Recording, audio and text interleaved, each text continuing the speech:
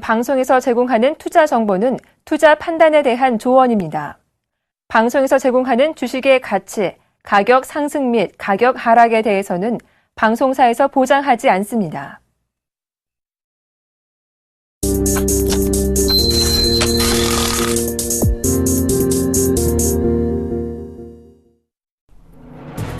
시청자 여러분 안녕하십니까? 출발 증시와이드 2부의 김동현입니다. 전일 코스피 지수는 2080선까지 뛰어올라 마감했고요. 코스닥 지수는 540선을 지켜내며 약보합으로 마감됐습니다. 코스피의 상승 행진 정말 무섭습니다. 기관과 외국인의 쌍끌이 매수로 2090선까지 돌파하는 모습이 연출됐는데요. 하지만 이후 기관의 매수세 축소로 2082포인트에서 마감됐습니다. 반면 코스닥 지수는 여전히 부진을 면치 못하고 있습니다. 다만 약보합으로 마감되며 하락세는 좀 잦아든 것이 아닌가 하는 생각이 드는데요. 여러분 정말 힘드시죠? 오늘도 저희 출발 증시와이드와 함께 하시면서 시장에 맞는 대응 전략 세워보시기를 바라겠습니다. 출발 증시와이드 2부 먼저 준비된 주요 코너들부터 함께 살펴보시죠.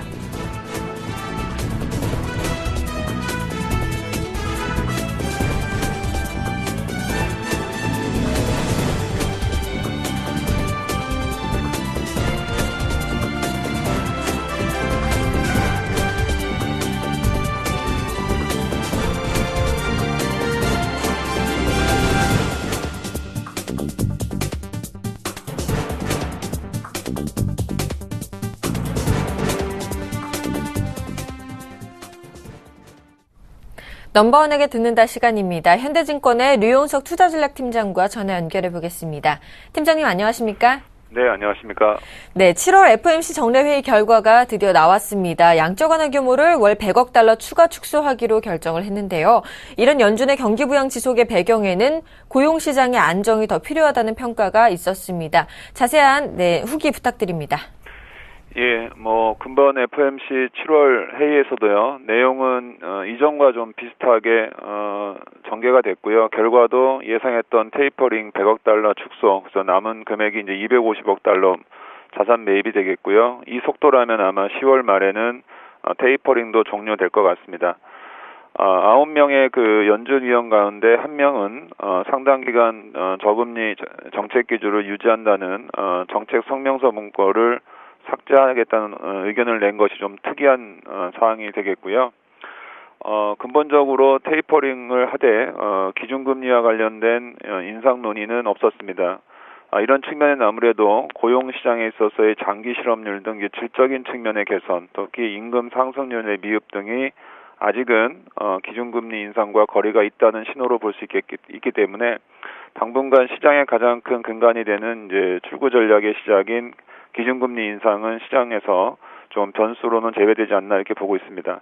하지만 좀 미국 증시의 그 운승폭은 좀 접었는데요. 그 이유는 PCE 물가가 2%대에 진입을 했습니다. 이러한 PCE 물가 상승 압력이 추가적으로 통화 정책을 유지하는데 어느 정도는 부담이 되지 않는 것이 그 증시의 그 상승 압력을 제한했던 요인이 아닌가 이렇게 보고 있습니다. 네, 또 미국의 2분기 GDP 잠정치 결과도 나왔죠. 4%로 예상치보다 아주 큰 폭으로 상회했는데요. 배경에 대한 분석과 향후 전망까지도 부탁드리겠습니다. 네, 2분기 미국의 GDP는 연율로 전기 대비해서 4.0% 증가를 했습니다. 시장의 예상치는 대략 3.0 정도 수준이었고요. 1분기에 발표치가 마이너스 2.9%였는데요. 이 부분은 마이너스 2.1% 수정됐습니다. 그래서 상반기 전체로 보면 1%대 중반 정도의 성장으로 마감이 됐는데요. 특히 2분기에서는 이제 소비와 재고 투자가 증가해서 2분기 성장을 견인했습니다. 하지만 이런 부분들은 1분기 기상 악화로 인한 요인들이 고스란히 반영된 것이어서 큰 의미를 두지 않는다 이렇게 볼 수도 있겠습니다.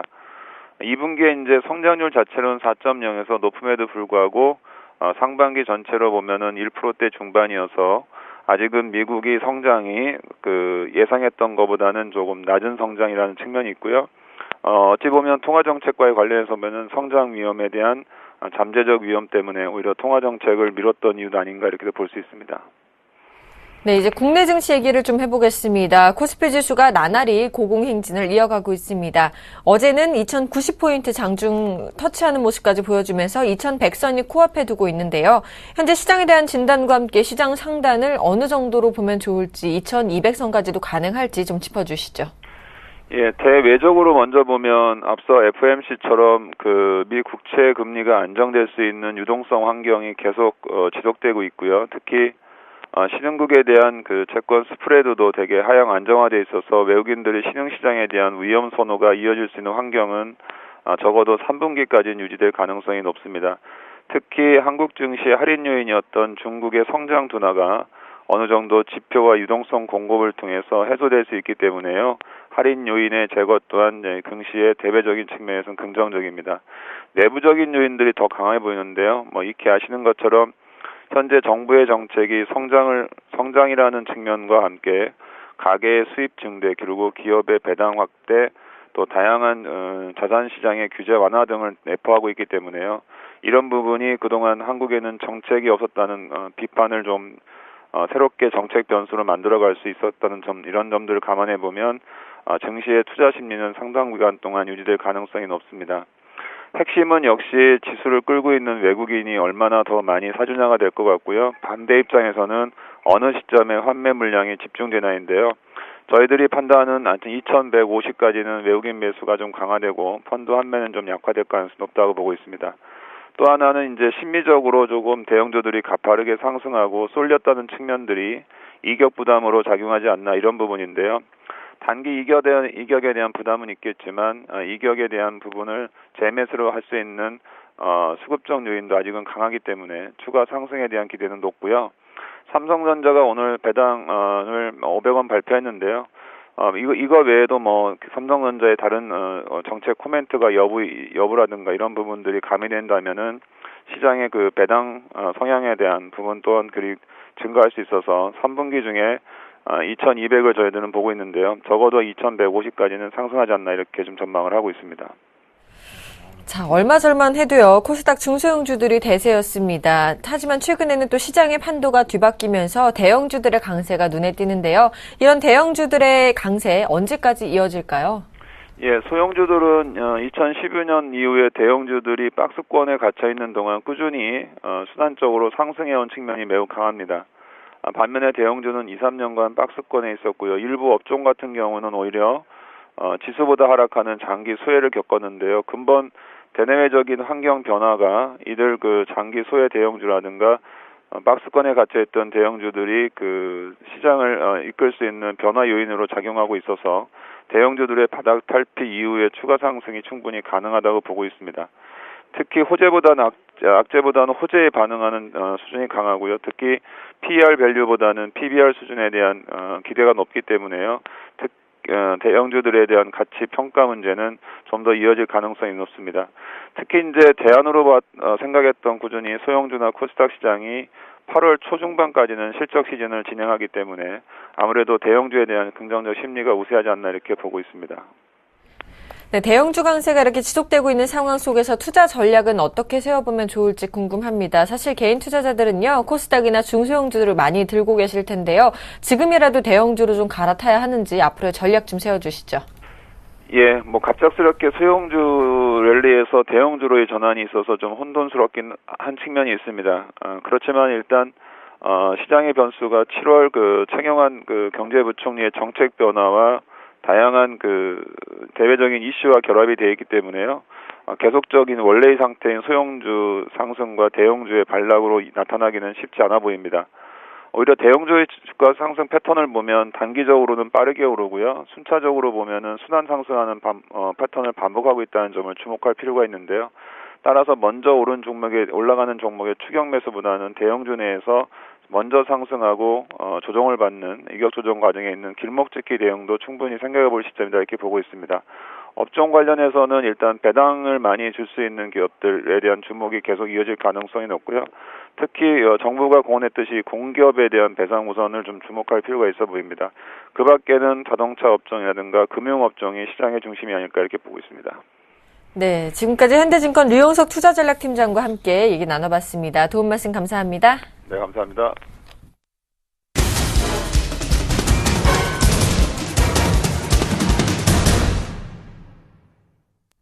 시초가 공략주를 알아보는 시간이죠. 이상로의 한방 시작해 보겠습니다. 이상로 멘토님 만나보겠습니다. 안녕하십니까?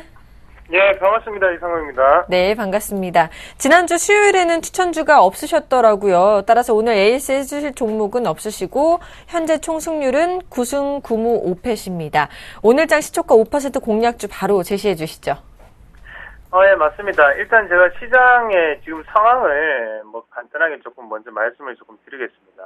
시장 상황 자체는 현재 갈 수 있는 종목군은 더 가는 부분이 상당히 많이 나타나고 있고, 거기에 대해서 기본적으로 되는 거는 실적 개선입니다. 실적 개선이 되면 거기에 맞춰서 올라가는 종목군들이 많다는 거 다시 한 번 더 꼭 기억을 하시길 바라겠습니다. 그래가지고 실적을 발표를 하게 되면 당연히 변동성 자체는 당연히 줄어들 수밖에 없죠.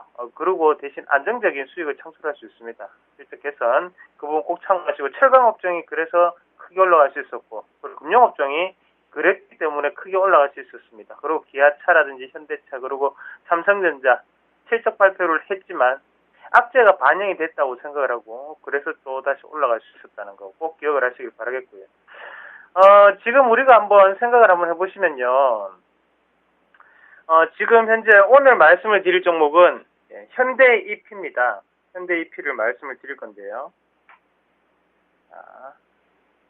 현대 EP 같은 경우에는 우리가 차량 경량화에 대한 수혜주다, 그렇게 알고 계시는 분들 많으실 겁니다. 예, 맞습니다. 차량 경량화에 대한 수혜주고, 지금 제가 말씀을 드리는 이유는 바로 현대 EP 같은 경우에는 2분기 긍정적인 실적을 발표를 했기 때문인데요. 2분기 긍정적인 실적을 발표하고 난 다음에 바로 성장성이 좀 더 가시화가 되는 단계다라고 그렇게 말씀을 조금 드리고 싶습니다. 자, 2분기 실적이 발표하고 실적 자체가 긍정적으로 나타났고, 그리고 여러분들이 알다시피 현대EP 같은 경우에 차량 경량화에 대해서 꾸준한 기대감이 있었던 종목군이기도 합니다. 그런 기대감이 있던 종목이기 때문에 그런 기대감은 더욱더 커질 수 있다고 그렇게 조금 생각을 하는 바고요. 거기에 대해서 자동차용 내외장재에 대한 매출 자체가 상당히 호조를 나타내고 있고, 그리고 전 부분에 대해서 긍정적인 시각 자체가 유지가 되고 있습니다. 우리가 지금 현대EP 같은 경우에 PP라고 하고 PS라고 하고 PM이라고 하고 이런 부분이 상당히 많은데요. 그래서 우리가 복합 플라스틱이라든지 아니면 차량용에 들어가는 부분, 이렇게 부분별로 이렇게 나눠서 생각을 많이 하거든요. 하지만 복합 용기 같은 경우에도 매출 자체가 지금 선명하게 눈에 띄게 올라가는 모습이 나타나고 있었고요. 거기에 가장 중요한 매출은 일단은 자동차용 내외장재 매출이겠죠. 이 부분에 대해서 지금은 급격하게 성장을 하고 있기 때문에 지금 현대EP는 추가적인 상승 기조가 좀 더 나타날 수 있는 종목이 아닌가, 그렇게 말씀을 드리겠습니다. 자, 현대EP 같은 경우에도 저희가 6월달에 한번 공략을 했었죠. 6월달 공략을 하면서 이 상승 자체를 먹었습니다. 그러고 난 다음에 또다시 우리가 공략했던 자리까지 내려왔습니다. 그리고 어제 다시 한번 급등이 나타났고요. 맥점, 이 자리 자체는 상당한 맥점으로 작용할 수 있구나라는 부분을 우리가 캐치를 하시기 바라겠고, 자, 차트를 한번 크게 보겠습니다.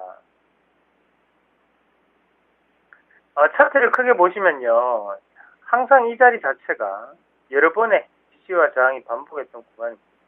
그만큼 지지를 시킨다는 것은 그만큼 중요한 자리이기 때문에 지지를 받는다고 보시면 되겠고요. 그리고 어제 급등이 나왔던 것도 깨지기 위한 자리이기 때문에 급등을 시킴으로써 좀 더 안정적으로 끌고 가겠다라는 그런 부분이 나타났다고 저는 봅니다.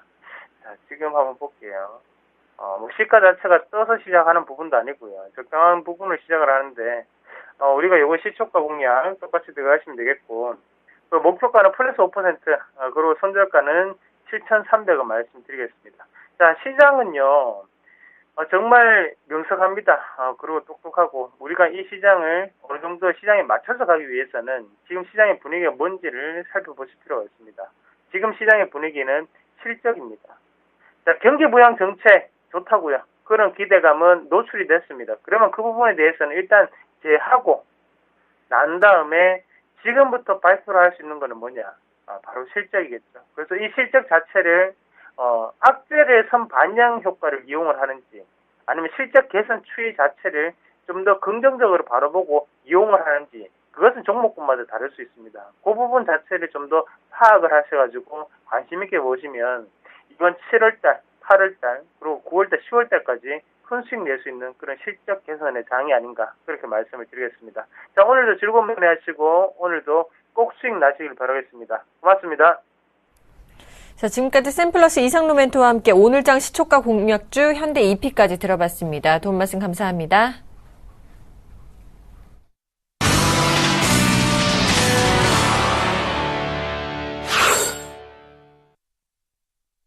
장 개장까지 8분여 정도 앞두고 있습니다. 오늘장 전망과 출발 상황 분석을 샘플러스 정동훈 멘토, 동양증권 W 프레스티지 센터의 정윤성 PB와 함께하겠습니다. 안녕하십니까? 안녕하세요. 자, 7월에 벌써 마지막 날입니다. 오늘장 어떻게 예상하시나요?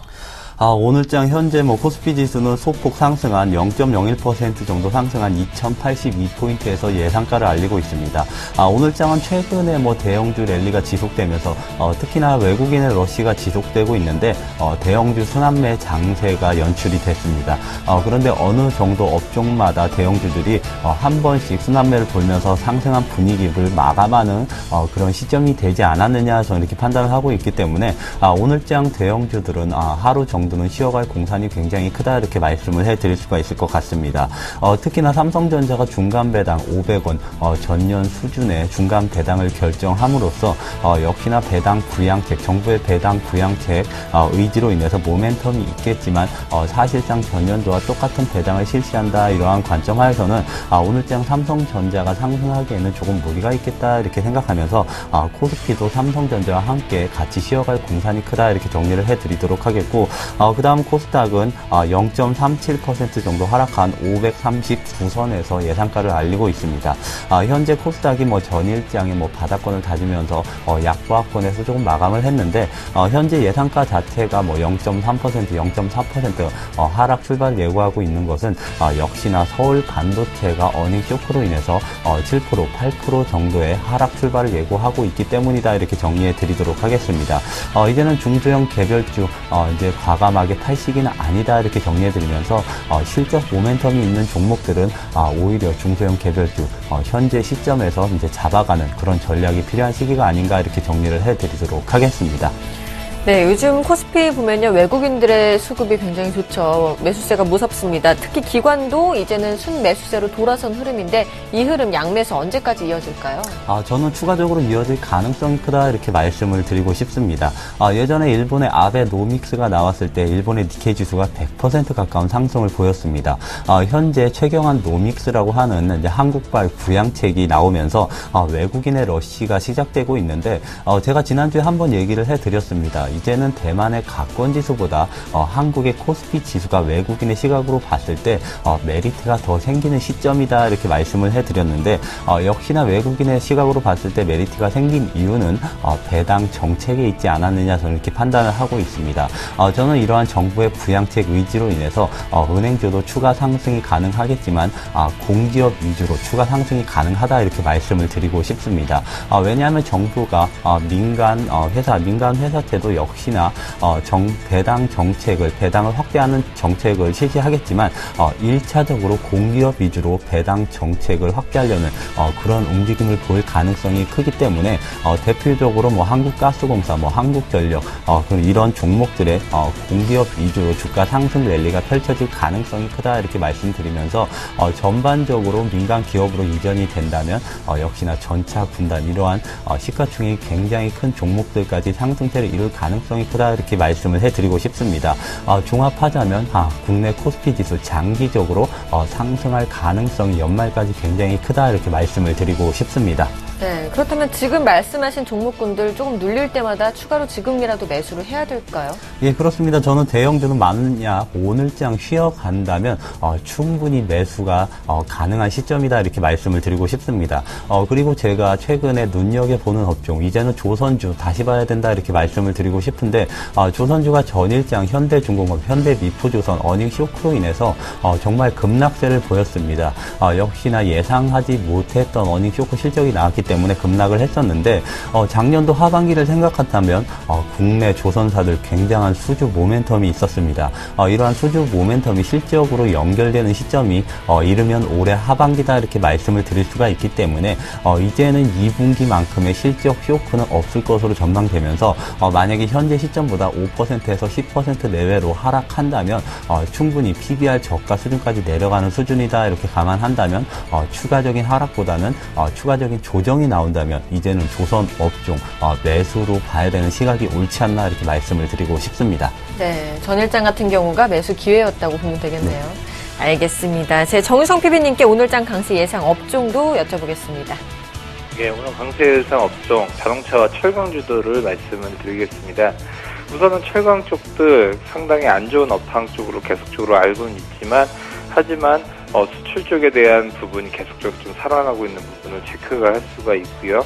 그러다 보니까 철강주들 상당히 지금 포스코를 중심으로 해서 흐름세가 좋아지고 있습니다. 하지만 예전에 그런 그 고점 수준에서 보면 아직도 그 주가 수준도 굉장히 많이 떨어져 있고 이제 막 올라가는 시점이라고 볼 수 있을 것 같습니다. 특히나 시장에서는 저 PBR 종목을 상당히 지금 많이 찾고 있습니다. 왜냐하면 그 장부가 대비해서 그 시가총액이 낮은 종목들 같은 경우는 물론 기업이란 것은 계속 기업 가치란 것은 계속 영업을 하면서 돈을 벌어줄 것으로 좀 예상을 하고 있지만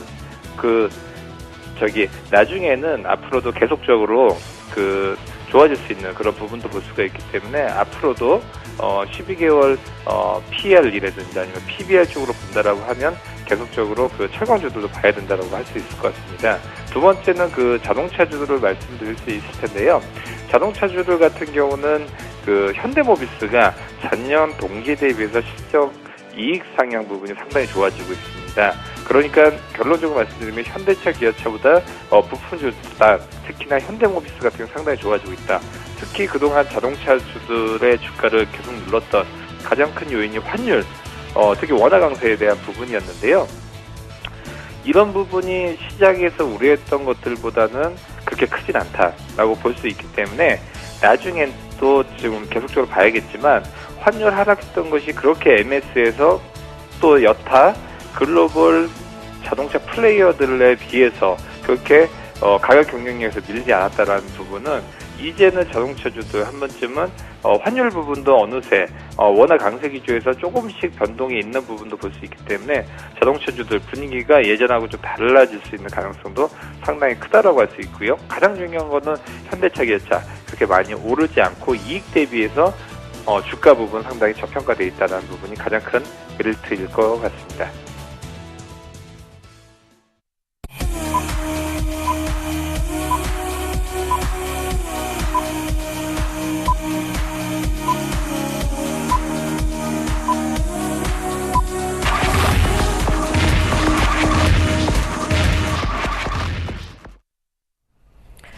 (7월 31일) 목요일 7월의 마지막 날 개장을 했습니다. 자, 현재 개장 분위기부터 한번 살펴볼까요? 현재 아까 예상과는 반대로 코스피 지수 약보합권 내에서 출발을 알렸습니다. 현재 0.06% 하락한 2081포인트에서 시작을 알렸는데 역시나 삼성전자가 1%대의 하락세를 보이면서 코스피 지수가 약보합으로 전환을 했다 이렇게 말씀을 드릴 수가 있습니다. 최근에 삼성전자, 현대, 기아차뿐만 아니라 대부분 업종이 앞서 말씀드렸듯이 한 번의 순환매를 마친 시점이다 이렇게 감안하자면 오늘이나 아니면 다음 주 초까지는 쉬어갈 공산이 조금 크다 이렇게 말씀을 해드리면서 오늘장 코스피 지수는 약보합으로 마감할 가능성이 크다 이렇게 말씀을 해드리도록 하겠습니다. 그렇다고 해서 대형주 랠리가 끝난 것은 아닙니다. 개인적으로 봤을 때 이제 8월 말, 길게는 9월 말까지 대형주 랠리가 지속될 것으로 전망이 되면서 오히려 이렇게 1차 쉬어가는 구간에서 모멘텀이 풍부한 특히나 고배당주에 대한 이러한 매수 전략이 조금 가능한 시점이 아니겠느냐 이렇게 정리를 정리를 해드리도록 하겠습니다. 그 다음 코스닥 지수는 오히려 0.03% 정도 상승한 542포인트 정도에서 시작을 알렸습니다. 역시나 최근 들어서 기관과 외국인권에서 대량 매도, 조금 엑소더스가 일어났다 이렇게 말씀을 드릴 수가 있는데 이러한 대량 양매도로 인해서 단기에 조금 급락세를 시연을 했지만 현재 540선 부근에서는 이제 1차 바닥권을 테스트하는 구간이다 이렇게 말씀을 해드리면서 만약 오늘장 대형주가 쉬어간다면 오히려 코스닥 지수는 상승으로 마감할 가능성이 크다 이렇게 정리를 해드리도록 하겠습니다. 그 다음은 선물시장 같은 경우는 0.15% 상승한 272.5포인트에서 시작을 알렸는데 야간 선물 자체가 0.1% 정도 하락세를 보였고 전일장 특히나 외국인이 선물시장에서 정말 소폭의 매수세로 보였고 최근 들어서 선물시장에서 대량 매수한 날수가 굉장히 많았기 때문에 오늘장까지 연이어서 추가적으로 외국인이 대량 매수하기는 조금 힘든 날이다 이렇게 말씀해 드리면서 선물시장도 오늘은 소폭의 조정세를 겪을 것으로 예상된다 이렇게 말씀을 해드리도록 하겠습니다. 그 다음은 이제 환율시장을 말씀드려야 될 텐데 오늘은 상승 출발을 했습니다. 현재 0.26% 상승한 1027원에서 거래가 되고 있는데 전일장 미국의 2분기 GDP 성장률 자체가 시장의 예상을 뛰어넘는 4%로 집계가 됐습니다. 그에 따라서 글로벌 달러가 조금 강세를 보였다 이렇게 말씀을 드리겠는데 제가 한 달 전 정도에 이제 말씀을 드렸던 부분이 달러가 유로화에 대비해서 얼마나 강세냐 약세냐 이게 굉장히 중요하다 이렇게 말씀을 드렸는데 전일장 역시 유로화 대비 달러가 강세를 보였습니다. 그만큼 오늘장 환율 자체는 상승 마감할 가능성이 굉장히 크다 이렇게 정리를 해드리도록 하겠습니다. 네, 자 7월의 마지막 날 코스피 지수는 약보합으로 시작을 하고 있고 코스닥 지수는 강보합으로 시작을 하고 있습니다. 일본 증시 출발 상황도 살펴보도록 하겠습니다. 자, 일본 증시는요, 0.55% 상승한 15,732.78포인트로 출발하는 모습입니다. 우리 증시 시총 상위 종목군들의 흐름도 체크해 보겠습니다. 자, 하락세가 많이 보이네요. 삼성전자 실적이 별로 좋지 않다는 소식이 전해지면서 1.36%나 하락한 137만 6천 원에 거래가 되고 있습니다. 현대자동차도 소폭 하락하고 있고요. SK하이닉스 어제 급등세를 보였는데 오늘은 또다시 1.93%나 하락하며 45,850원에 거래가 되고 있습니다. 현대모비스는 소폭 상승 출발하고 있고요. 한국전력은 소폭 하락 출발하고 있습니다. 네이버는 어제에 이어서 오늘도 1.43%나 상승 출발하고 있습니다. 삼성전자 우선주 역시 1% 넘게 하락 출발하고 있습니다. 신한지주는 소폭 상승 출발하고 있고요. 기아자동차도 소폭 하락 출발하고 있습니다. SK텔레콤도 상승 출발하고 있고요. LG화학은 하락 출발하고 있는 모습입니다. KB금융도 상승 출발하고 있습니다. 코스닥 시가총액 상위 종목군들의 흐름도 살펴보겠습니다. 셀트리온과 파라다이스는 상승 출발하는 모습이고요. CJ오쇼핑은 소폭 하락 출발하고 있습니다. 동선은 1% 넘는 하락 출발을 하고 있고요. 다음은 오늘도 강세를 보이고 있습니다. 1.38%나 상승한 13만 2,600원에 거래가 되고 있습니다.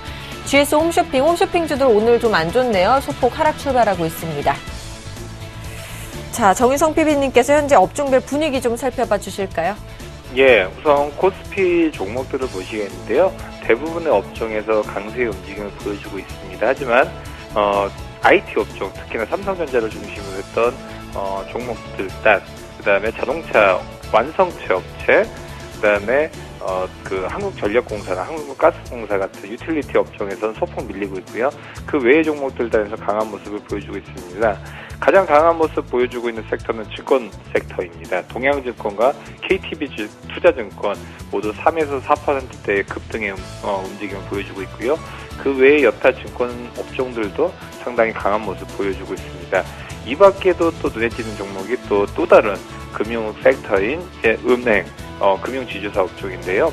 오늘 기업은행이 4.14% 강한 움직임을 보여주고 있습니다. 참 차트를 보면 은행 업종이 언제 이렇게 탄력적으로 움직였는지 좀 이해하시는 분들 많을 텐데요. 상당히 유례적으로 탄력적으로 움직이고 있습니다.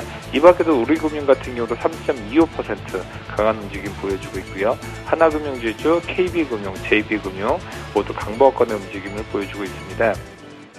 아까도 말씀해 주셨다시피 삼성전자가 오늘 약보합권에서 시작을 하고 있고요.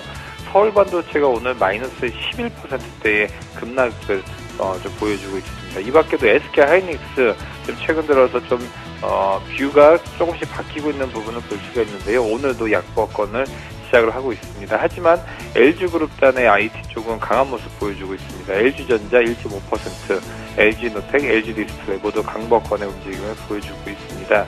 오늘 눈여겨보셔야 할 섹터는 지금 해운업종이라고 할 수 있습니다. 페노션이 법정관리 이후 부채 부분을 많이 떨었죠. 이제 자본 부분, 특히나 출자 전환을 하면서 많이 부채 부분을 떨었다 부분을 볼 수가 있는데, 요번에 지금 실적 발표를 하면서 5%대의 강한 움직임 보여주고 있고요. 한진해운, 대한해운, 현대상사 모두 강보합권의 모습 보여주고 있습니다. 코스닥 업체들 보시겠는데요. 오늘 게임 업종도 좀 약한 출발을 하고 있습니다. 이 밖에도 LED 관련주들 서울반도체가 마이너스 11%대, 루멘스가 마이너스 5%대의 강한 하락세를 움직이고 있고요. 오늘 태양광 업체들 오성 LST, S에너지, SDM 모두 강보합권의 움직임을 보여주고 있습니다. 네, 현재 시장 상황이 조금 바뀌었습니다. 약보합으로 출발했던 코스피 지수는 또다시 상승 전환됐고요. 코스닥 지수는 강보합으로 시작했는데 하락 전환된 모습입니다. 수급은 외국인들이 굉장히 좋은 모습인데 오늘도 매수해주고 있네요. 네, 그렇습니다. 코스피 시장에서 외국인이 오늘장까지 순매수를 이어가고 있습니다.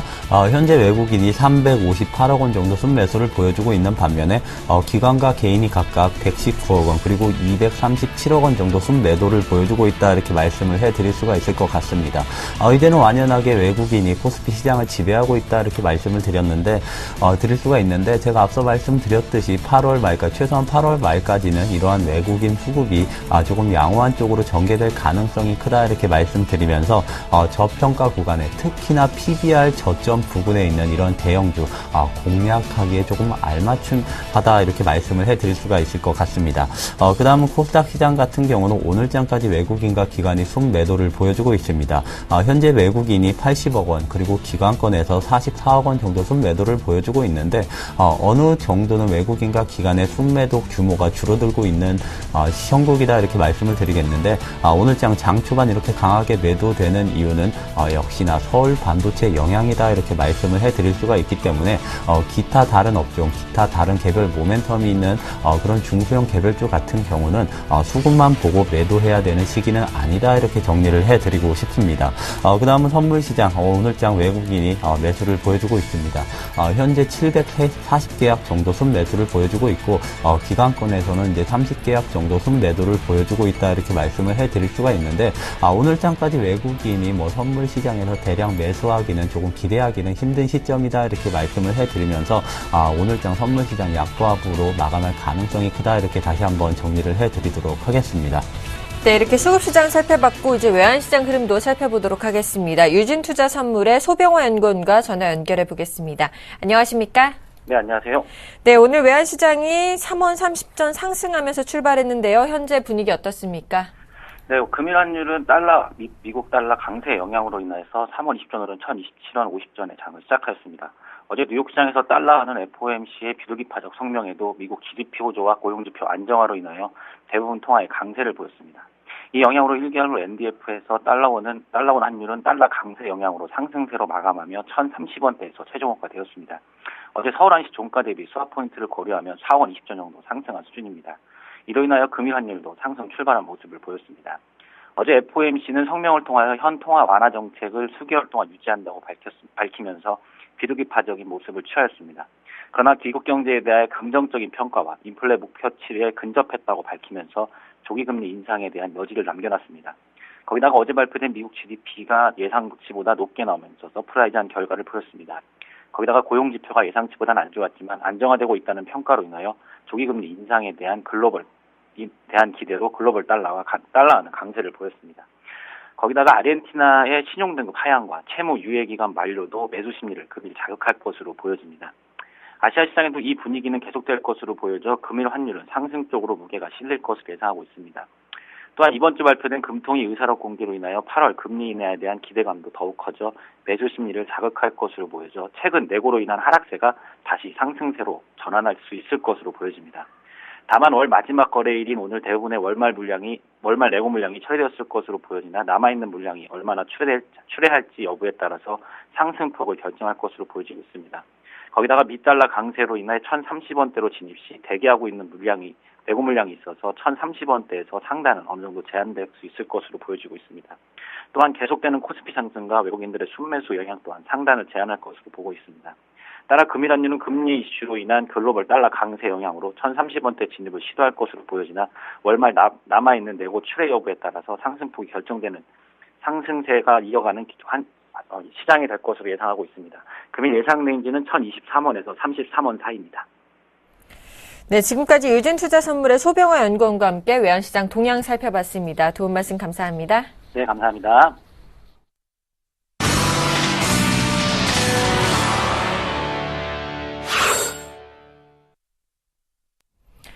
오늘의 돌발 종목입니다. 세 종목 먼저 살펴보겠습니다. 먼저 삼성전자가요, 2분기 어닝 쇼크에 약세를 보이고 있다는 소식입니다. 특히 IM 부분의 영업이익이 크게 급감했다는 것이 악재로 다가온 것 같습니다. 시총 1위인 삼성전자 향후 실적 및 주가 동향까지 짚어봐 주시고요. 또 두 번째로 반면 네이버는요, 2분기 실적 호조에 강세를 보이고 있다는 소식인데요. 네이버도 살펴봐 주시기 바랍니다. 세 번째로는 서울 반도체입니다. 어닝 쇼크에 급락세를 보이고 있다는데요. 서울 반도체도 짚어주시죠. 예, 먼저 삼성전자부터 보시겠습니다. 삼성전자 오늘 마이너스 1.5% 약세 출발을 하고 있습니다.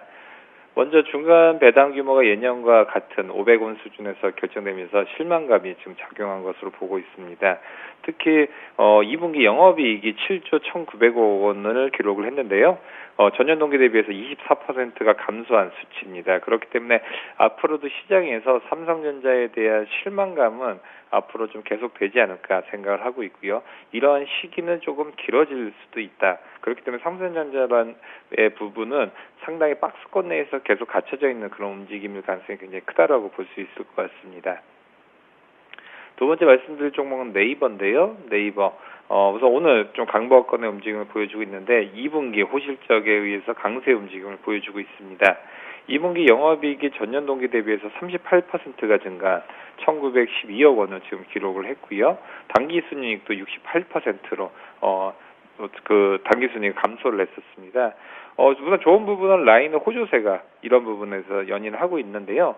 우선은 당기순이익단 NHN 엔터테인먼트 주가 하락에 따라서 매도 가능 금융자산 손상 차손이 1,200억 원이 발생을 했기 때문에 급락을 했던 부분을 볼 수가 있습니다.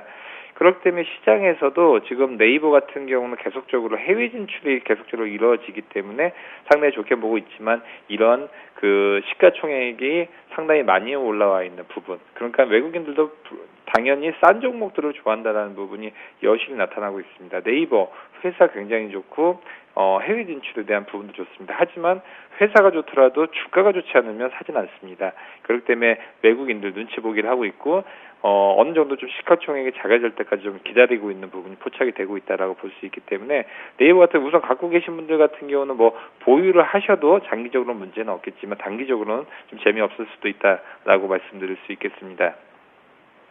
세 번째 말씀드릴 종목은 반도체입니다. 서울 반도체고요. 오늘 마이너스 11%대의 급락이 있었죠. 2분기 어닝 쇼크가 있었습니다.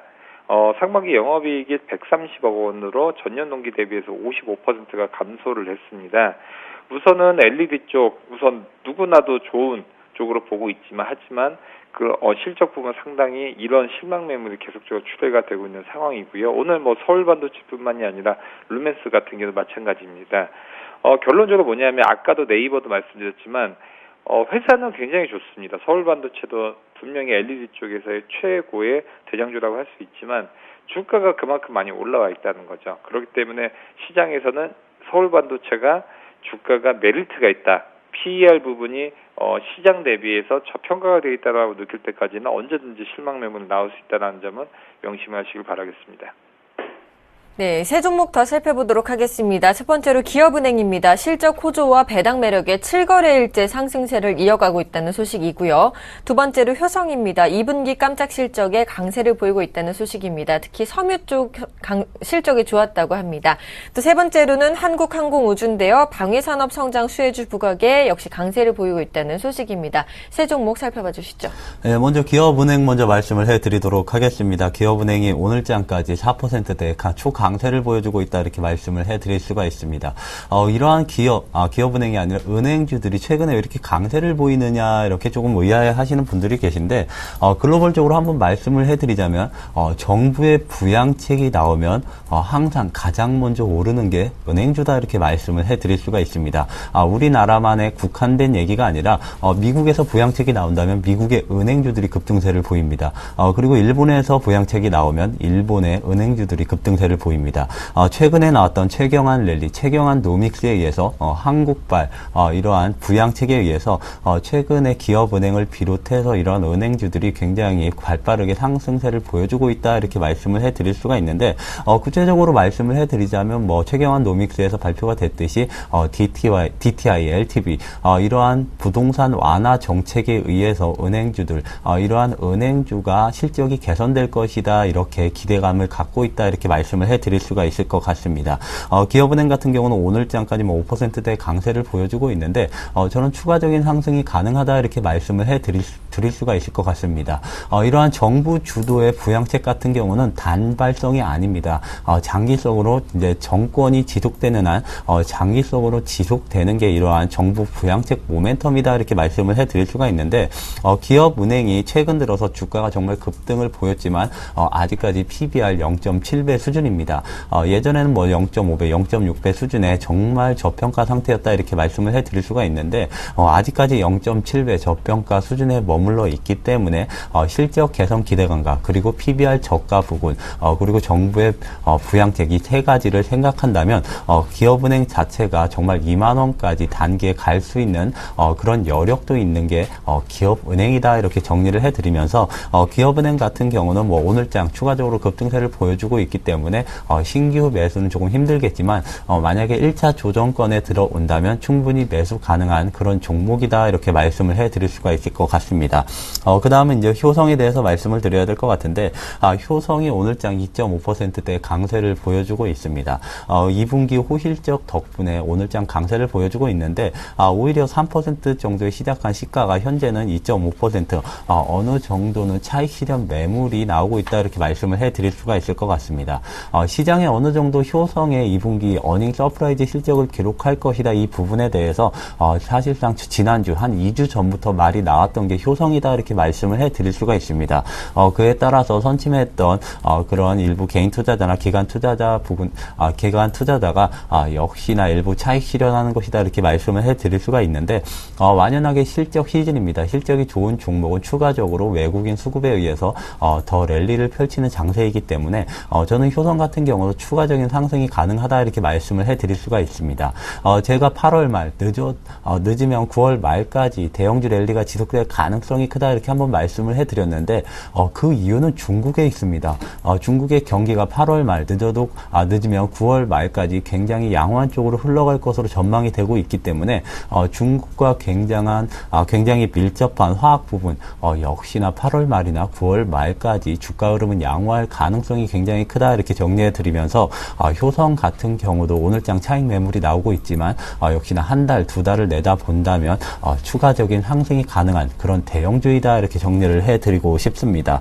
그리고 마지막은 이제 한국항공우주에 대해서 말씀을 드려야 될 것 같은데 한국항공우주 최근에 가파르게 상승세를 보였습니다. 그런데 오늘장까지 1%대의 강세를 보여주고 있는 것 역시나 다른 이유가 없습니다. 실적 시즌이기 때문이다 이렇게 말씀을 해드릴 수가 있기 때문에 오늘장 호실적 2분기 호실적을 기록할 것으로 전망되는 한국항공우주가 강세를 보여주고 있는데 한국항공우주 또 한 번의 강세를 보일 가능성이 크다 이렇게 말씀을 드리고 싶은 이유가 한 가지 있습니다. 제가 앞서 말씀드렸을 때 민간 대기업보다는 공기업 위주로 맨 처음에는 공략을 해야 된다 이렇게 말씀을 드렸는데 정부의 부양책 자체가 공기업을 살리고 공기업 위주로 배당 정책을 확대하려는 그런 정책 움직임, 부양책을 펼치고 있기 때문에 공기업 주도하에 먼저 대형주 랠리를 펼친 다음에 이게 민간 기업으로 확산되는 그런 시너지 효과를 누리려고 하는 정책이 최근에 정부의 배당 부양책이다 이렇게 말씀을 해드릴 수가 있습니다. 한국항공우주도 역시나 그러한 배당 정책이나 이러한 정부 정책에 의해서 추가적인 상승이 가능한 그런 종목이 아니겠느냐 이렇게 정리를 해드리도록 하겠습니다. 네, 세 종목 더 살펴보겠습니다. 먼저 통신주들이요, 배당 기대감에 연일 강세를 보이고 있다는 소식이고요. CJ, CGV는 흐름이 별로 좋지 않았는데 여름 성수기 기대감에 다시 강세를 보이고 있다고 합니다. 마지막으로 한창은 나경원 새누리당 의원 재보궐 당선에 상승세를 보이고 있다고 하는데요. 세 종목 살펴봐 주시죠. 예, 먼저 통신주들 보시겠는데요. 우선 SK텔레콤, LG유플러스 모두 강보왔거든요. 오늘 KT만 좀 쉬어가는 모습을 보여주고 있습니다.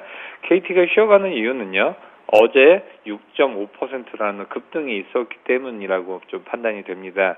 지금 화두는 배당이라고 할 수 있을 것 같습니다. 기업들의 사내 유보금, 여기 대해서 과세를 하겠다라는 방침에 의해서 앞으로 배당 쪽이 계속적으로 늘지 않겠냐라고는 시장의 기대감이 굉장히 강하게 작용을 하고 있는 것 같습니다. 특히 외국인들이 봤었을 때, 우선 한국뿐만이 아니라 예를 들어서 홍콩에도 투자를 할 거고요, 유럽에도 투자를 할 거고, 일본에도 투자를 하겠지만 한국 유독 배당 수익률이 낮은 부분을 볼 수가 있습니다. 그렇지만 한국에서 이제 이런 부분에 대해서 과세를 하겠다라는 뉴스는 비단 우리나라뿐만이 아니라 외국인 투자자들도 분명히 알고 있는 내용이기 때문에요. 우선 이런 부분에서 본다면 상당히 코리안 디스카운트 부분에서 해소될 수 있는 그런 한 가지 작용은 분명한 것 같습니다. 그렇게라고 본다라고 하면 우선은 가장 중요한 부분이 통신주라고 할 수 있을 것 같습니다. 왜냐하면 통신주는 지금 장기적으로 고배당주였죠. 고배당주의 요건은 단기 순이익단이 계속적으로 꾸준하게 이어지는 부분이기 때문에 이렇게 꾸준하게 배당을 줄 수 있는 종목들은 상당히 한정돼 있습니다. 그 중에서 가장 시가총액도 크고 그런 부분이 어느 정도 역사적으로 배당이 꾸준하게 줬던 종목이 바로 통신주이기 때문에요. 앞으로도 시장에서 상당히 좋은 부분을 볼 수가 있습니다. 하지만 통신주들 가장 큰 문제, 특히나 배당주들의 가장 큰 문제는 뭐였냐? 주식 투자들이 비단 배당으로만 보진 않습니다. 왜냐하면 배당은 3, 4% 준다고 하더라도 주가가 10%, 20%가 빠지면 그 배당이 무의미해지기 때문에 성장성이 굉장히 중요할 텐데요.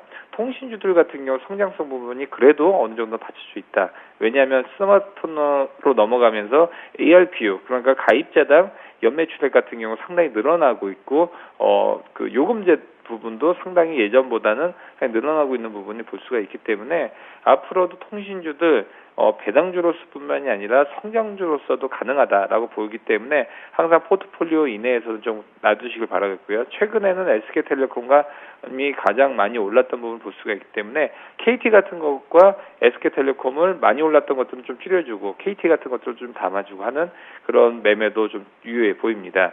또 두 번째 말씀드릴 종목은 CJ, CGV입니다.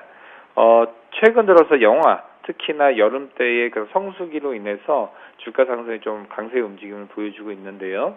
우선은 여름을 맞이해서 상당히 지금 한국 영화들, 특히나 대작들이 계속적으로 개봉을 하고 있는 부분이 CJ, CGV에는 큰 호재로서 작용을 하고 있습니다.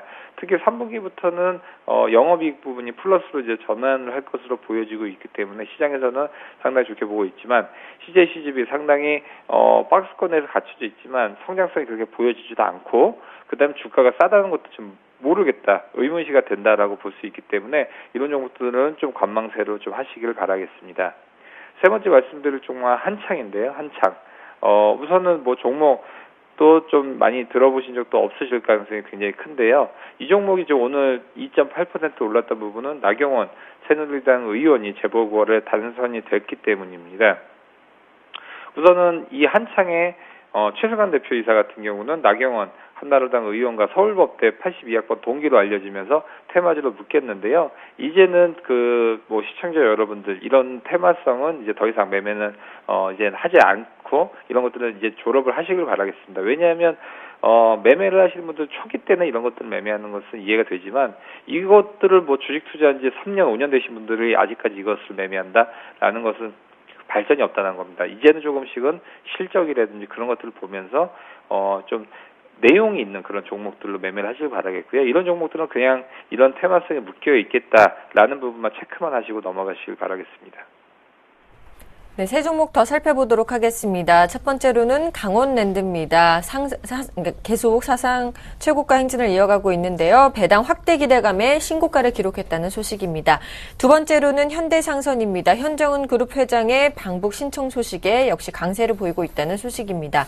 세 번째로는 페노션입니다. 흑자 전환에 역시 급등세를 보이고 있습니다. 세 종목 살펴봐 주시죠. 네, 먼저 강원랜드에 대해서 말씀을 해드려야 될 것 같습니다. 강원랜드가 오늘까지 조금 소폭의 상승세를 보이면서 신고가를 기록을 했습니다. 강원랜드 왜 이렇게 초강세를 보이느냐 두 가지 이유로 조금 압축할 수 있다 이렇게 말씀을 해드릴 수가 있는데 강원랜드도 어느 정도 공기업입니다. 그런데 공기업의 평균 배당 성향이 30% 초반입니다. 제가 알기로 32% 정도 되는 것으로 알고 있는데 강원랜드 같은 경우는 이보다 월등히 높은 48% 거의 50%에 육박하는 배당 성향을 보여주고 있다 이렇게 말씀을 해드릴 수가 있습니다. 시가 배당률로도 거의 3% 가까운 배당을 해주고 있기 때문에 역시 다 고배당주다 이렇게 말씀을 해드릴 수가 있기 때문에 최근에 정부 정책에 의해서 추가적인 상승을 하고 있는 상태이다 이렇게 말씀을 해드릴 수가 있을 것 같습니다. 그 다음은 강원랜드 두 번째 포인트가 실적 성장이 기대된다 이렇게 말씀을 해드릴 수가 있는데 사실상 지난해 테이블 증설에 의해서 실적이 올해 초부터 가파르게 개선될 것으로 이제 전망을 했었는데 사실상 1분기에는 실적 개선세가 그렇게 크지 않았다 이렇게 말씀을 해드릴 수가 있습니다. 그런데 본격적으로 2분기부터 실적이 개선되는 그런 모습을 보여주고 있다 이렇게 말씀을 드릴 수가 있기 때문에 강원랜드 실적 성장과 배당 성향 그리고 배당률의 증가 이 부분을 감안한다면 추가적인 상승이 가능하다 이렇게 말씀을 해드릴 수가 있습니다. 그리고 정부 정책에 의해서 주가가 움직이는 게 강원랜드다 이렇게 말씀을 해드릴 수가 있는데 강원랜드를 실제로 가보시면 한 게임을 하기 위해서는 거의 30분에서 1시간 정도를 기다려야 된다 이렇게 말씀을 해드릴 수가 있습니다. 그만큼 인력이 부족하고 테이블 수가 부족한 상태가 강원랜드다 이렇게 말씀을 드리겠는데 만약에 정부에서 다시 한번 강원랜드에 대해서 추가적인 증설 허용 이런 계획안이 나온다면 강원랜드는 정말 폭발적으로 주가 상승을 보일 수 있다 이런 관점 하에서는 강원랜드는 이제는 파라다이스, GK 이런 외국인 전용 카지노보다 더 나은 상황이 됐다 이렇게 정리해드리면서 강원랜드는 신고가를 돌파 충분히 35,000원이나 36,000원 이상을 돌파 종가로 마감한다면 추가적인 신고가 랠리를 펼칠 수 있는 그런 종목이다 이렇게 정리를 해드리도록 하겠습니다. 그 다음은 이제 펜오션에 대해서 말씀을 해드려야 될 것 같은데 펜오션이 전일장에 이어서 오늘장까지 5%대의 강세를 보여주고 있습니다. 이유는 딱 한 가지다 이렇게 말씀을 드리겠는데 2분기 실적 호조 때문이다 이렇게 말씀을 해드릴 수가 있습니다. 펜오션뿐만 아니라 한진해운도 2분기에 후실적을 기록을 했었는데 이러한 해운사들이 2분기에 단체로 어닝 서프라이즈를 기록을 하고 있습니다. 그런데 주가 상승률은 어닝 서프라이즈에 비해서 조금 미진하다 이렇게 말씀을 드릴 수가 있는 게 역시나 BDI 지수가 1000선 아래로 내려왔습니다. 그렇다고 해서 900선도 아니고 700선까지 내려온 상태입니다. 예전에 2008년인가 2007년에는 제가 BDI 지수 10,000선까지 봤었는데 지금 10분의 1도 안 되는 수준이다 이렇게 말씀을 해드리면서 역시나 2분기 실적이 개선됐기 때문에 상승을 했지만 BDI가 반등세로 돌아서지 않는다면 이러한 해운주 추가적인 상승 랠리는 조금 부적합하다 이렇게 말씀을 해드리면서 이제는 이러한 해운주 2분기 실적보다는 BDI 추세를 조금 지켜보는 그런 전략이 필요한 종목이다 이렇게 정리를 해드리도록 하겠습니다. 그 다음에 이제 현대상선에 대해서 말씀을 해드려야 될 것 같은데 현대상선 자본 잠식의 기업입니다.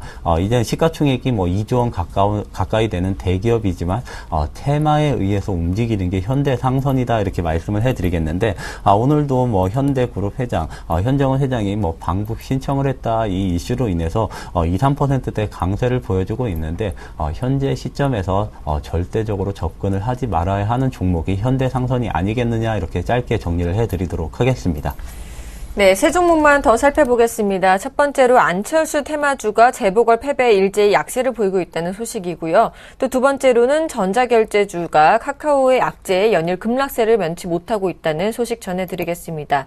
또 세 번째로는요, 새정치민주연합에 텃밭인 전남 순천 보궐선거에서 선거혁명을 이루면서 당선했던 이정현 의원이 해저터널을 반드시 해결하겠다는 발언에 KT 서브마린이 상승세를 보이고 있다는 소식인데요. 세 종목 살펴봐 주시죠. 예, 세 가지 모두 다 굉장히 테마성이 짙은 그런 섹터인데요. 먼저 안철수 테마주 아까도 나경원 의원 당선으로 인해서 관련주들 뜬 거와 같이 똑같은 이유죠. 안철수 테마주 일제 약세인데요. 이제는 정치가 특히나 저번에 선거가 끝났었고요. 지역선거가 끝났었고 이번 같았을 때는 지금 그 재보궐선거가 이제 마무리가 돼 있기 때문에 오늘까지 이런 종목들 같은 경우는 반영이 다 돼 있다. 내일부터는 언제 그랬냐는 듯이 다시 제각각의 회사들의 그런 가치로 찾아갈 것이다. 동창이다. 고향 선배다. 그런 것들 사실은 전혀 중요하지 않다라고 볼 수 있기 때문에 앞으로는 이런 테마주들 상당히 정치 전에는 많이 뜨거울 수 있지만 이런 부분이 앞으로는 좀 불식이 될 것 같다라고 볼 수 있을 것 같습니다. 결제와 관련주들 상당히 좀 카카오에서 또 한 수를 뒀죠. 카카오 상당히 그 다음과의 합병 이후 어떤 쪽으로 갈 것이냐인데 우선 큰 틀은 금융 쪽을 한쪽으로 두고 있다라고 볼 수 있을 것 같습니다. 카카오 예전부터 증권사 증권에 대한 그런 페이비를 만들면서 증권 쪽에 대한 얘기도 했지만 최근 들어서 30만 원 이하의 그 결제를 하겠다. 특히 가장 큰 시장의 화두는 30만 원 이하의 소액 결제가 상당히 많습니다. 친구들에게 돈을 꿔준다든지 결제를 한다든지 이런 것들이 30만 원 이하가 대부분이 차지를 하기 때문에 사실은 이 부분이 금액이 얼마 안 된다고 하지만 굉장히 파워풀한 뉴스라고 할 수 있습니다. 그러다 보니까 30만 원 이하는 이제 공인인증서라든지 그런 부분이 필요 없이 간단하게 하겠다라는 뉴스로 인해서 사실은 결제 관련 주들이 좀 소폭의 상승이 있었습니다. 이것이 수익이 될 것이냐라고 했지만 이것을 거대한 공룡인 카카오도 참여를 하겠다라는 것들로 인해서 새우등이 터진 거죠. 그러다 보니까 어제 KG 이니시스 같은 경우는 하한가를 갔었고요. 다날, 유비벨룩스, 코나이 모두 오늘까지도 일제 약세 움직임을 보여주고 있기 때문에 앞으로 결제 관련주들 상당히 여러 가지 측면을 같이 봐야 됩니다. 액티브엑스에 대한 문제, 공인인증서 해결 부분, 또 모바일에 대한 그런 보안 문제라는 부분이 얽혀져 있기 때문에 상당히 매매하기 힘든 그런 종목들로 볼 수 있기 때문에요. 이런 종목들 같은 경우는 개인 투자자분들이 접근하기는 상당히 정치적으로나 IT 기술적으로 변수가 많은 종목이기 때문에 좀 관망세로 좀 하시길 바라겠습니다. 마지막으로는 지금 해저 터널 반드시 해결하겠다는 소식에 의해서 굉장히 관련주들 움직였는데요. 이렇게 끊이지 않는 이런 테마주가 해저 터널, 또 철도 관련주들, 예를 들어서 백신 관련주들, 끊이질 않죠. 하지만 어땠을까요? 이런 것들 나왔을 때는 하루 이틀 이상 움직이기가 힘듭니다. 그런 거 움직였다가 어느새 또 이제 제자리에 있기 때문에 이런 것들 같은 경우는 상당히 좀 일회성의 그런 테마성이 짙다라고 볼 수 있기 때문에요. 이것도 아까 정치 테마주와 비슷한 급으로 좀 그냥 이런 것들이 있구나라고만 아시면 좋을 것 같습니다. 네, 지금까지 샘플러스 정동욱 멘토 그리고 동양증권 W 프레스티지 센터의 정유성 PB와 함께 오늘장 특징주 분석해봤습니다. 오늘도 도움 말씀 감사합니다. 감사합니다.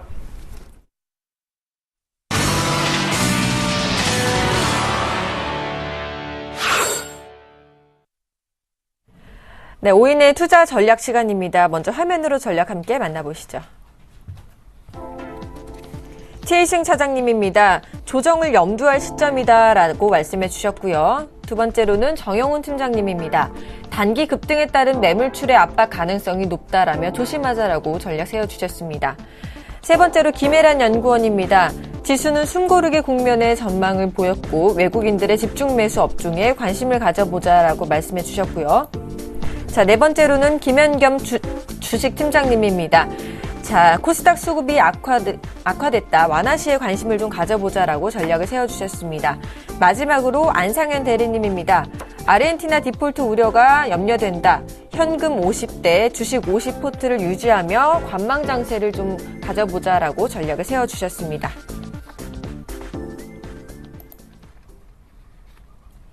자, 현재 지수 한번 다시 확인해 드리겠습니다. 자, 코스피 지수는 2084포인트에서 거래가 되고 있습니다. 약보합으로 출발했는데 상승 전환됐죠. 그리고 코스닥 지수도 알려드리겠습니다. 코스닥 지수는 강보합으로 출발했지만 현재는 다시 약세로 전환된 모습입니다. 535.75포인트에서 거래가 되고 있고요. 1% 넘는 하락세를 보여주고 있습니다. 자, 수급이 외국인들만 좋은 편이죠. 지금 외국인들만 순매수해주고 있고 기관과 개인은 매도하고 있습니다. 네, 코스닥은 개인만 순매수해주고 있고요. 기관과 외국인들은 순매도해주고 있습니다. 자, 오늘은 동부증권 용산지점의 김현겸 주식팀장님과 전화 연결해 보겠습니다. 안녕하십니까? 네, 안녕하세요. 네, 좀 오늘장 전략을 세워주실까요?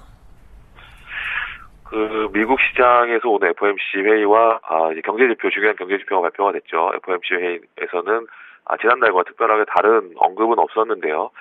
반면에 2, 4분기 GDP 발표가 연율 4%, 물론 1분기에 좋지 않은 것에 이제 기저효과가 있는데요.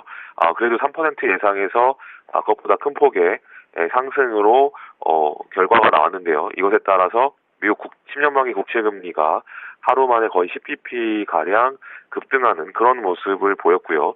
또한 엔달러, 달러 유로가 굉장히 약해지는 그런 모습, 달러화가 강세가 되는 이런 모습은 조기 금리 인상에 대한 시장의 우려가 점차 반영이 되는 그런 시점이라고 생각이 되는데요. 우리 코스피 최근에 내수 경기 진작, 국내적인 이슈와 여러 가지 맞물려서 급격하게 상승을 보였는데요. 오늘 삼성전자 확정 실적 발표를 했죠. 그에 따라서 2%가량 하락을 하고 있고, 현대차, 기아차 역시 아까 말씀드렸던 엔화, 최근에 엔화가 101엔대에서 급격하게 103엔 근처까지 급격하게 약세가 되는 이 상황에서는 자동차 업종 경쟁, 일본차와 경쟁에 있어서 좋지 않은 그런 상황이기 때문에 이런 자동차 IT와 자동차 업종은 최근에 단기 상승에 따른 차익 실현 관점으로 바라보시는 게 좋을 것 같고요. 시장 전체적으로는 아직도 금융주, 그다음에 증권주 이런 주식들이 상승하는 것들은 아무래도 배당 관련해서 계속해서 메리트가 좀 있는 그런 상황이기 때문에 계속해서 5일선 이탈하기 전까지는 계속해서 보유 관점으로 가져가시면 좋을 것 같습니다. 코스닥 같은 경우는 서울 반도체가 실적 쇼크를 기록을 하면서 굉장히 하한가를 기록하는 그런 모습 속에서 차바이오텍 역시 굉장히 좋지 않은 흐름, 이렇게 어떻게 보면 코스닥의 큰 주식들이 좋지 않으면서 오늘 코스닥 지수 역시 1% 이상 하락을 하고 있는데요.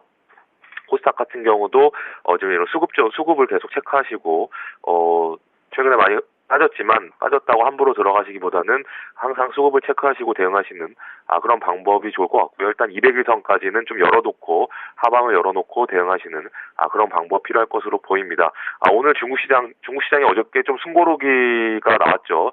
오늘 중국 시장이 열려서 중국 시장이 추가 상승을 한다면 중국 시장의 영향을 좀 강하게 받을 수 있는 철강업종, 어제 철강업종 조정을 보였는데요. 오늘 추가적인 상승 중국장을 보시고 대응하시면 좋을 것 같고요. 전체적인 시장은 오늘은 좀 쉬어가는 흐름이 나오지 않을까, 지수는 좀 쉬어가는 그런 흐름이 나올 것으로 판단이 됩니다.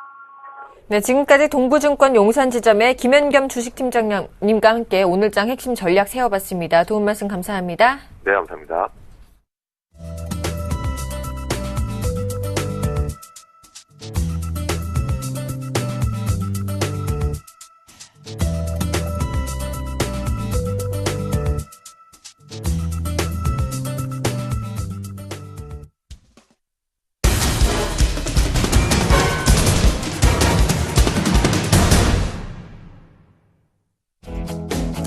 안녕하십니까. 오전장 저가 매수로 오장 역전을 노려본 시간, 역전의 명수 예병군 멘토입니다.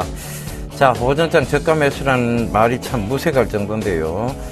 일단 코스피는 계속 지속적인 좀 상승을 하고 있습니다. 그런데 가만보면 코스피 쪽은 좀 시총 대형주들 위주로 많이 올리고 있죠. 그런데 그러다 보니까 지금 올라오는 종목은 크게 없습니다. 사실상 지금 보시게 되면 기아차, 현대차, 그 다음에 삼성전자, 시총 상위주들 위주로 상승 가닥을 딱 잡아놓고는 지금 그런 모양새만 만들어 나가고 있는 것이지, 이것이 실제적으로 전체적인 시장의 어떤 상승 가닥, 상승 모멘텀을 지금 이끌고 있다고 보기 힘들 정도로 한 시장을 너무 무너뜨리고 있죠. 그러니까 즉 중소형주 시장 자체를 아예 무너뜨리고 있는데, 이런 형태가 왜 일어나는지에 대해서 참으로 의구심이 나지 않을 수 없습니다. 일단은 실적이 받침이 되고 있는데도 불구하고 많이 빠뜨리고 있고, 실적이 조금 안 좋다라고 하면 바로 급락을 시켜버리는 이런 모습들.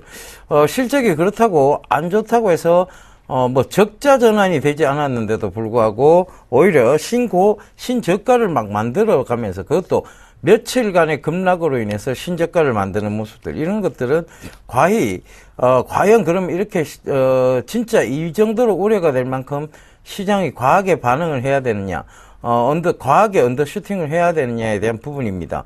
저는 제가 봤을 때 이 시장이 지금 비정상적으로 보입니다.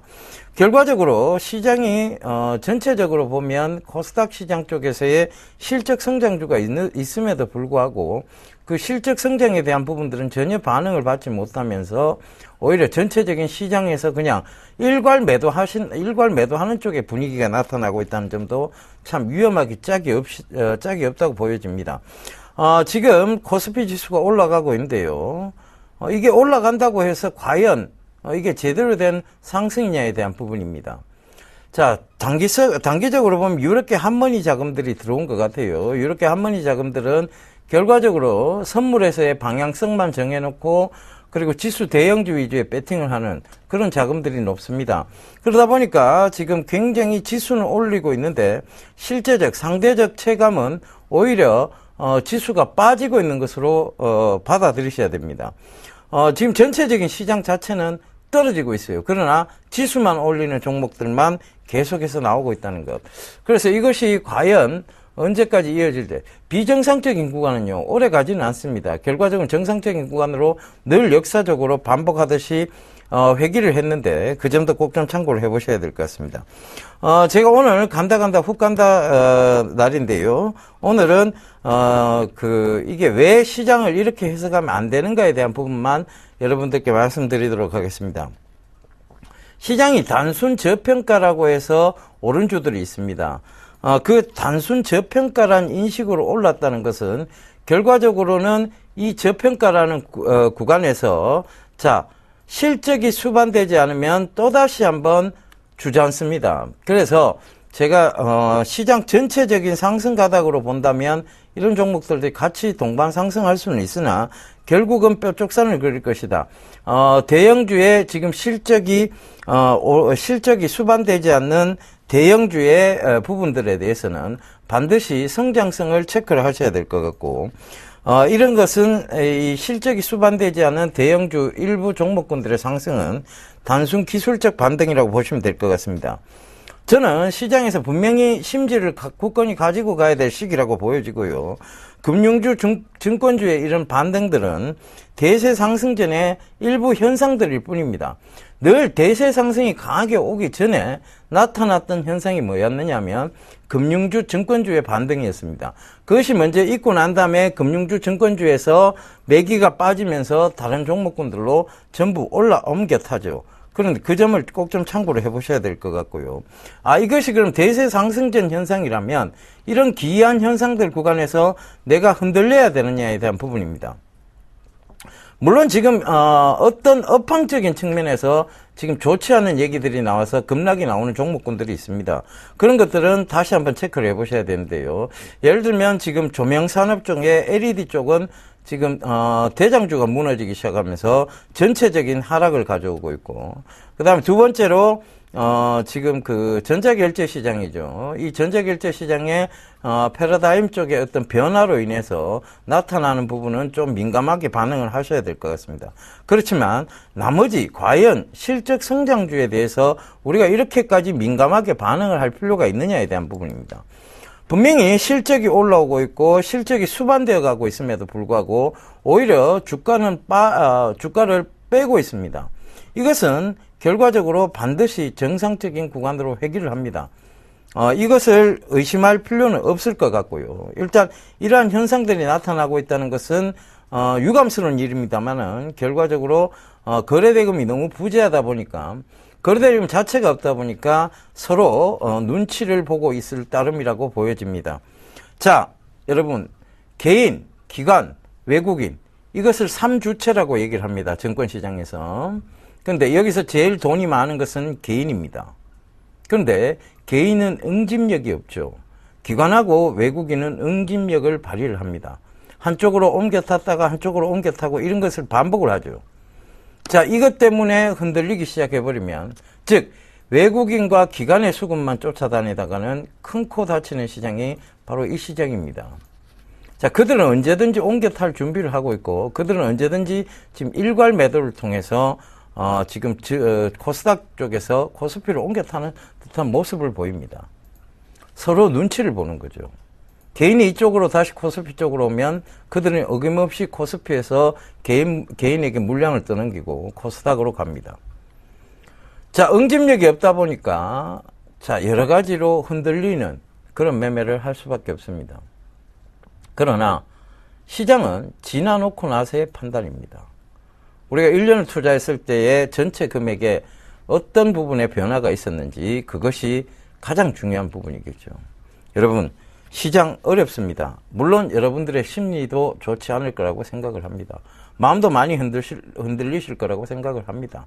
그러나 이럴 때일수록 분명히 마음을 굳건히 하십시오. 시장은 반드시 올라옵니다. 그런데 이런 비정상적인 구간에서 여러분들이 물량을 뺏기고 나서 이상한, 즉 실적이 수반되지 않은 종목으로 갈아탄다면 또다시 정상적인 장에서 여러분들은 소외받을 수 있습니다. 제가 드린 얘기 정말 중심으로 드린 얘기니까 꼭 좀 참고하셨으면 좋겠습니다. 감사합니다. 예병군이었습니다.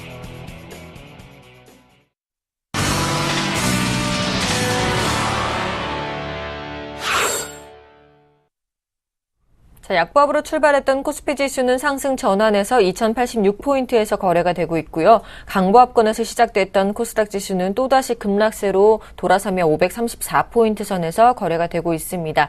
출발 증시와에도 오늘 준비한 소식은 여기까지입니다. 시청해주신 여러분 감사합니다.